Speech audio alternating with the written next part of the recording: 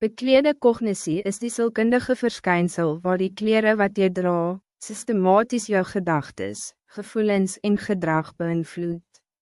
Beklede kognisie verwijst naar die impact wat kleren op die draerse sielkundige toestand het.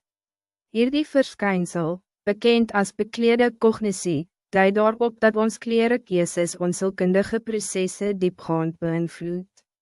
Deur vir sukses aan te trek, verander ons voorkoms, ons transformeer ons denkwijze, gedrag en prestatie. Navorsing dui daarop dat ons kleren keuses ons prestatie en hoe ander ons waarneem, aansienlik kan beïnvloed. Een studie gepubliseer in Social Psychological and Personaliteitsscience het bevind dat individue wat formele sakeklere dra, meer machtig gevoel het en verbeterde abstracte denken vertoon het, een sleutelkomponent van creativiteit en strategische besluitneming.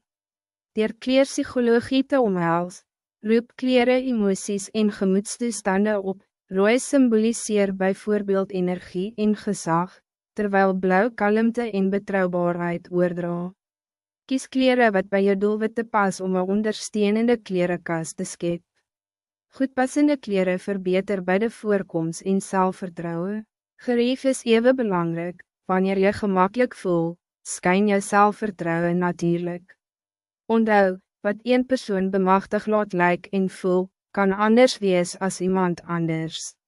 Kies kleren wat die eigenschappen wat je wil projecteer, belichaam as visuele bevestigings van jou innerlijke sterkpunte of persoonlijkheidseigenskappe wat je wil deel.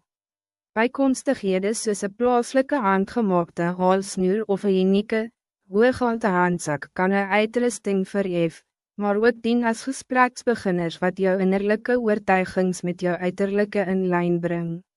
Die keuses wat je maak, kan jou help om persoonlijkheid in jou voorkoms te spyt en 'n laag belangstelling by te voeg wat verband hou met jou waardes.